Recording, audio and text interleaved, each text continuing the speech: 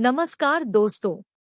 भगवान पर भरोसा रखें। भगवान सबकी सुनता है और सबकी मदद करता है। आपने बहुत सी बार देखा होगा और महसूस भी किया होगा कि आप किसी मुश्किल या मुसीबत में फंसे हुए हैं और उस मुश्किल या मुसीबत से निकलने का कोई रास्ता नहीं दिखाई दे रहा है। उस वक्त आप हिम्मत हारने वाले होते हैं या लगभग हार चुके होते हैं और उस स्थिति में आपको सभी देवी देवता, अल्लाह, भगवान, खुदा सब याद आ जाते हैं। और जब आप बिल्कुल टूटकर बिखरने वाले होते हैं, तभी कोई व्यक्ति या कोई ना कोई आशा की किरण आपकी जिंदगी में आती है और आपको उस मुश्किल, उस मुसीबत से निकाल देती है। चलो एक उदाहरण से समझाता हूँ। सपोज करो कि आप कहीं जा रहे हैं और किसी ऐसी जगह पर आपकी गाड़ी खराब हो जाए जहां जंगल हो, सुनसान रास्ता हो और डरावनी रात का अंधेरा हो और आपके मोबाइल में नेटवर्क नहीं आ रहा हो या मोबाइल की बैटरी डाउन हो या मोबाइल का बैलेंस ही खत्म हो जाए। मतलब आप किसी से कांटेक्ट नहीं कर पा रहे हो और उधर से कोई भी गुजर ना रहा हो या एक दो गुजरे भी तो उन्होंने आपकी मदद नहीं की। अब सोचो, उस स्थिति में आपकी क्या हालत होगी। एक तो रात, ऊपर से बदमाशों, डकैतों का डर और जंगली जानवरों का डर अलग से। अब जरा सी आहट ही आपकी जान निकालने के लिए काफी है। आपको साक्षात यमराज सामने दिखाई देने लगेंगे। अब यहाँ पर एक बात सोचने वाली है, क्या वह व्यक्ति अपनी मर्जी से आया था? क्या उसका आना एक इत्तेफाक था या उसे उस रब ने, उस मालिक ने, उस भगवान, उस खुदा ने आपके पास भेजा था? जहां तक मेरा मानना है, उसे उस मालिक, उस भगवान ने आपके पास भेजा था ताकि आप उस मुश्किल, उस मुसीबत से निकल सकें। क्योंकि ईश्वर सभी जगह नहीं आ सकते। वो आपकी मदद करने के लिए किसी न किसी को आपके पास भेज देते हैं। ये तो मात्र एक उदाहरण था। इसी तरह की बहुत सी बातें हमारी जिंदगी में होती हैं।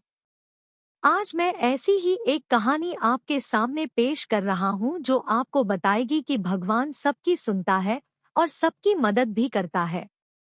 बस आपको धैर्य और खुद में तथा भगवान में विश्वास रखना है। एक बहुत बड़े तथा मशहूर डॉक्टर थे जिनका नाम मार्क था। वह एक कैंसर स्पेशलिस्ट थे। एक बार वे किसी सम्मेलन में भाग लेने लिए किसी दूर के शहर जा रहे थे। वहां उनको उनकी नई मेडिकल रिसर्च के महान कार्य के लिए पुरस्कृत किया जाना था। वे बड़े उत्साहित थे तथा जल्दी से जल्दी वहां पहुंचकर पुरस्कार पाना चाहते थे। उन्होंने इस शोध के लिए बहुत मेहनत की थी। उनके जहाज के उड़ने के कुछ समय बाद उनके प्लेन में तकनीकी खराबी आ गई, जिसके कारण प्लेन, हवाई जहाज को आपातकालीन लैंडिंग करनी पड़ी। दूसरी फ्लाइट कई घंटे लेट थी।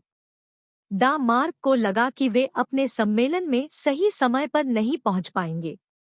इसलिए वह प्लेन से उतरे और उन्होंने स्थानीय लोगों से सम्मेलन तक का रास्ता पता किया और एक टैक्सी किराए पर ली।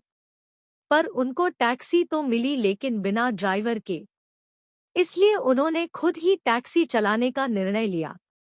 जैसे ही उन्होंने यात्रा शुरू की, कुछ देर बाद बहुत तेज आंधी तूफान शुरू हो गया।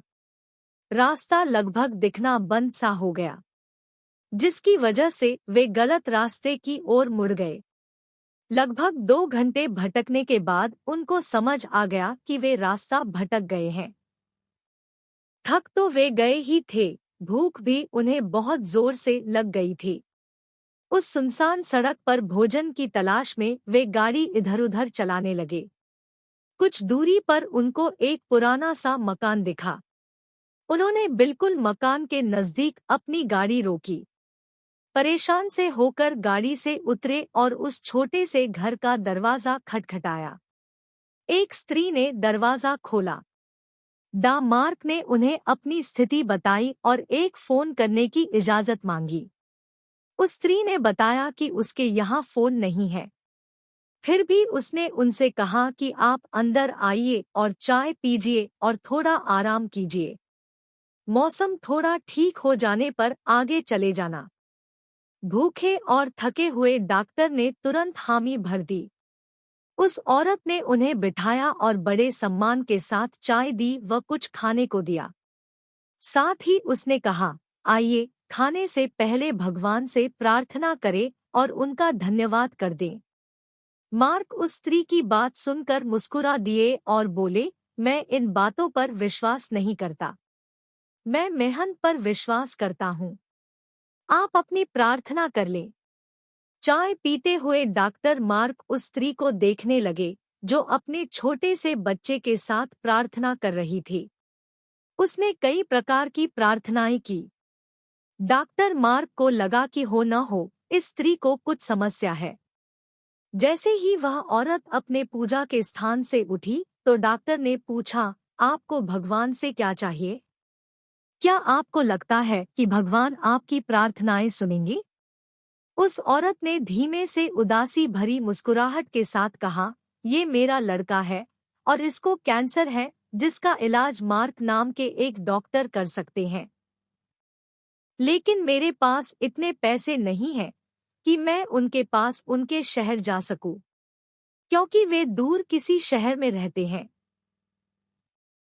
यह सच है कि भगवान ने अभी तक मेरी किसी प्रार्थना का जवाब नहीं दिया, लेकिन मुझे विश्वास है कि भगवान एक ना एक दिन कोई रास्ता बना ही देंगे। वे मेरा विश्वास टूटने नहीं देंगे। वे अवश्य ही मेरे बच्चे का इलाज मार्क से करवाकर इसे स्वस्थ कर देंगे। डॉक्टर मार्क यह सुनकर बिल्कुल अवाक रह गए। कुछ पल के लिए वे खामोश से हो गए।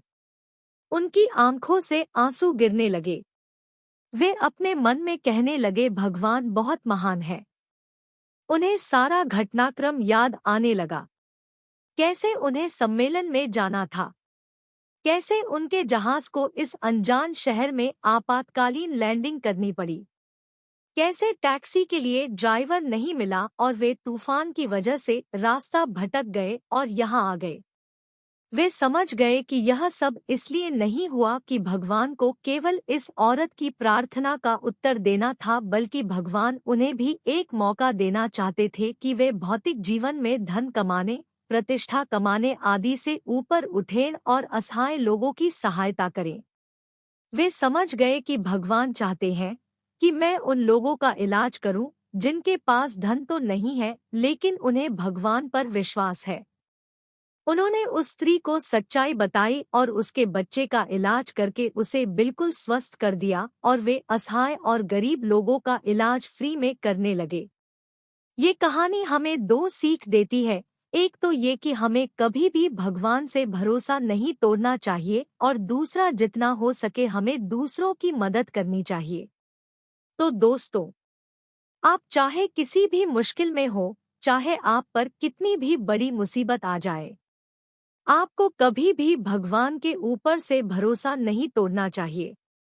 अगर आप हिम्मत और धैर्य के साथ मुश्किलों का सामना करते रहेंगे और आपको खुद पर तथा भगवान पर भरोसा है, अटूट विश्वास है, तो भगवान आपकी जरूर सुनेंगे और आपके विश्वास को टूटने नहीं देंगे।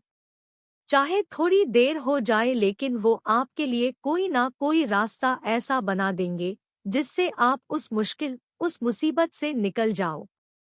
अगर आप ध्यान से देखेंगे और महसूस करेंगे तो पाएंगे कि जिंदगी में सबके साथ ऐसी घटनाएं होती हैं। जब आप बिल्कुल उम्मीद खो देते हैं और हिम्मत हारने लगते हैं, तब आपको कहीं से अचानक मदद मिल जाती है, आशा की किरण दिख जाती है। तो बस आप धैर्य के साथ भगवान में विश्वास रखें।